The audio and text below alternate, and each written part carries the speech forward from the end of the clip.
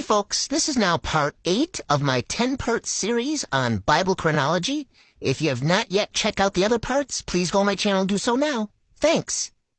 So in part 7, we looked at the time period from the Exodus in 1398 BC down to the 4th year of the reign of Solomon in 918 BC. And in this video, we're going to look at the time period from the 4th year of the reign of Solomon in 918 BC down to the start of the Babylonian captivity, which on my chronology begins in 490 BC. Or at least, sort of, because the Babylonian captivity was spaced out over 4 deportations by Nebuchadnezzar, the Babylonian king, of the Jewish people into Babylon. And they took place on different years, so we're going to have to look at that a little bit further as we go along here. But before we dive into it, it's important to point out that the chronology that I'm presenting here, that I've come up with from my studies in the Bible, is rather unique from the traditional and widely held perspectives of biblical chronology for this time period. Most traditional chronologies, based on modern academic views, place the destruction of the Jewish temple somewhere around 587 BC. And this stands in stark contrast to the classical Jewish rabbinic view, which holds the dating of the destruction of Solomon's temple to be 422 BC, according to the Seder Olam Rabbah. But in my chronology, I actually placed the date of the destruction of Solomon's temple between those two dates in 494 BC during the time of the 3rd deportation. But I'll explain more about that as we go along. I only point this out now to warn you in advance that my chronology departs greatly from the accepted history as we've come to know it about this period. But then the Bible itself does that. The Bible holds a young earth view of about 6,000 years of history versus the evolutionary view that holds that the earth is millions of years old that's given to us by academia. At some point in time, those two histories diverge, and this is the period where I believe that they are separated. So although that'll make the case that's put forth in this video controversial, I hope you'll at least give it a good hearing before rendering judgment. Now, as already stated earlier, we are beginning this period of the chronology with the start of the construction of Solomon's temple, which takes place in the 4th year of his reign, which I have as 918 BC. And that construction project lasted 7 years, meaning the temple's completion was 911 BC. And there's actually 3 different indicators which tell us the time period from this point downward to the destruction of the temple and the start of the Babylonian captivity. One is to add up the reigns of the kings of Judah and the northern kingdom of Israel during this time period in order to get us to the end point. Another is to look at a prophecy by Ezekiel that takes place in this time period and culminates with the Babylonian captivity. And a third is to look at the number of sabbatical years that were missing, which caused the inhabitants of Judah to go into captivity for 70 years in the land of Babylon. So let's start with the chronology of the kings. As I mentioned, Solomon's 4th year was 918 BC on my chronology. Therefore, his 40th year would be 882 BC, the last year of his reign.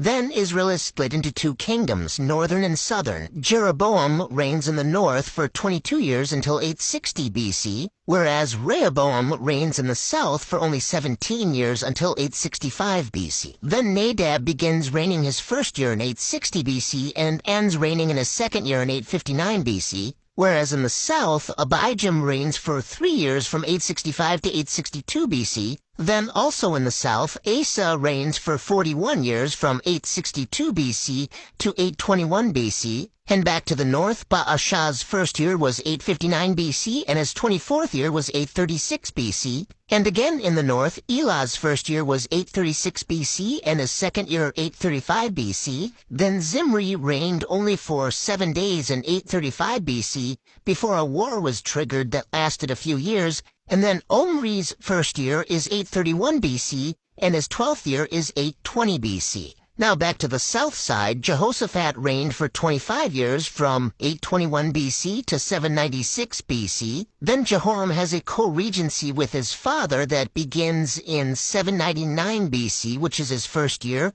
and ends in his 8th year of 792 BC. Then Ahaziah also has a short co-regency with his father. His 1-year reign ends also in 792 BC. And now turning back to the north side again, Ahab, the husband of Jezebel, had a 5-year co-regency with his father, with his 22-year reign ending in 803 BC, followed by his son Ahaziah, who also had a short co-regency, his first year being 804 BC, and his second year being 803 BC. And then after that, Joram, whose first year was 803 BC, and his 12th year, 792 BC. And now that we've reached a level of parity, let's go ahead and reset our chart here at the top at 792 BC in order to free up some space. So continuing on in the north, Jehu took some time to consolidate power from the house of Ahab before completing his 28-year reign in 764 BC, whereas in the south, Queen Athaliah seized power for 6 years, from 792 BC to 786 BC, but then King Joash reigns for 40 years, down to 746 BC, and he's followed by Amaziah, who has a brief co-regency for a few years at the end of Joash's reign, but his first year is 748 BC, and his 29th year is 720 BC.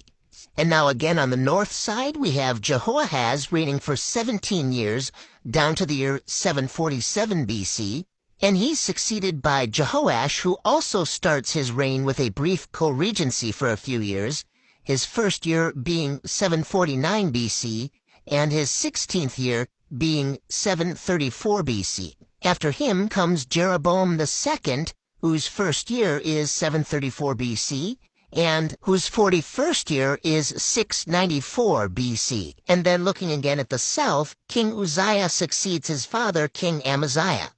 However, Uzziah was too young to take hold of the throne when Amaziah died, so it appears that possibly his mother acted as a regent from 719 BC down to 709 BC, before Uzziah was able to take hold of the throne at age 16, his first year being 708 BC, and his 52nd year being 657 BC. Now in the north, at the end of the reign of Jeroboam II, there was a massive earthquake that was spoken about by the prophet Amos, and that leads to a period of interregnum of no king for many years until the coming of power of King Zechariah.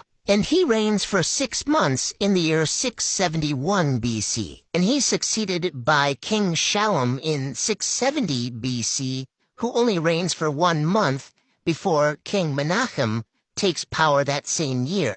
And King Menachem reigns for 10 years down to the year 660 BC. After him comes King Pekahiah, who reigns for 2 years down to 658 BC, and he's followed by King Pekah, who reigns for 20 years down to 638 BC. And now, looking at the south again, King Jotham begins his first year of reigning in 656 BC, and he finishes 16 years in 641 BC before beginning a co-regency with Ahaz, and Jotham completes his final 20th year of his reign in 637 BC. Then, as we mentioned, King Ahaz had a co-regency with Jotham, Ahaz's first full year being in 640 BC, and his 16th year being in 625 BC. Now, Ahaz would also share a later co-regency with his successor, Hezekiah, and Hezekiah's first year began in 634 BC, and his 29th year was in 606 BC. Now in the north, the last king of the northern kingdom, King Hoshea, began his first year in 637 BC, and then the northern kingdom was conquered by Assyria, with Hoshea ending his final year of reign, his 9th year, in 629 BC. And it is that year that the northern kingdom goes into captivity in Assyria.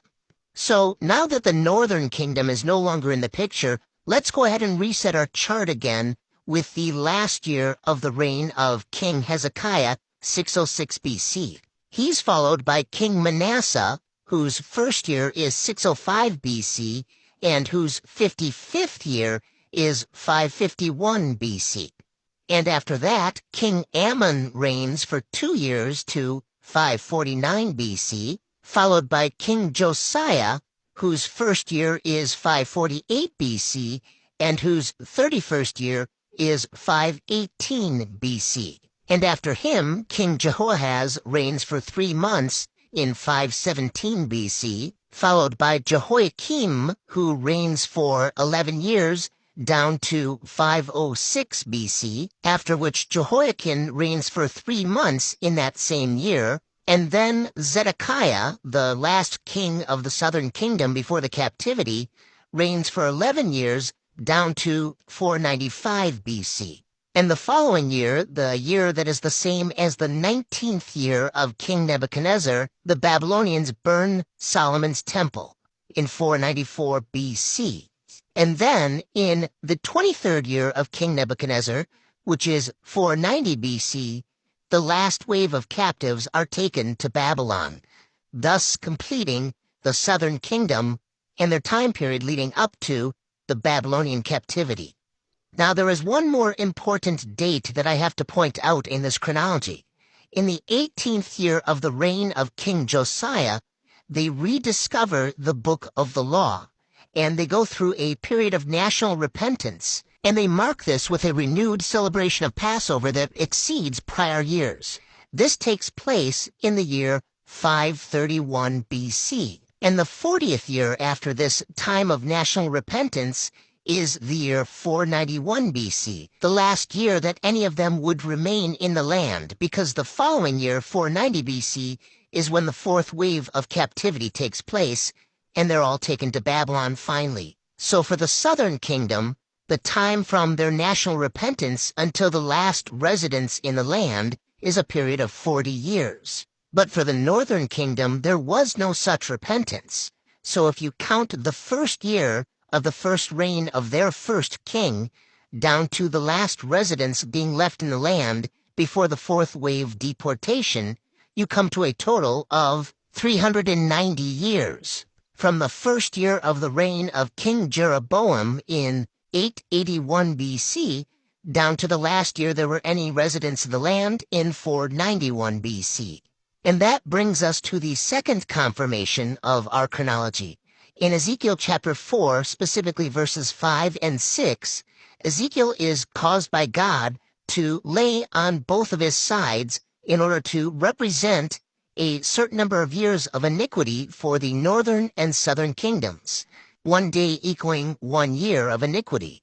So, on one side, he lays for 390 days to represent 390 years of iniquity for the northern kingdom, and then on the other side, he lays for 40 days to represent 40 years of iniquity for the southern kingdom. And as we just saw, that matches perfectly with our chronological time period, found in the years of the reigns of the northern and southern kingdoms. But as I mentioned in the outset of this video, there is still yet a third item we can review to confirm this chronological time period as well, and that is the sabbatical years.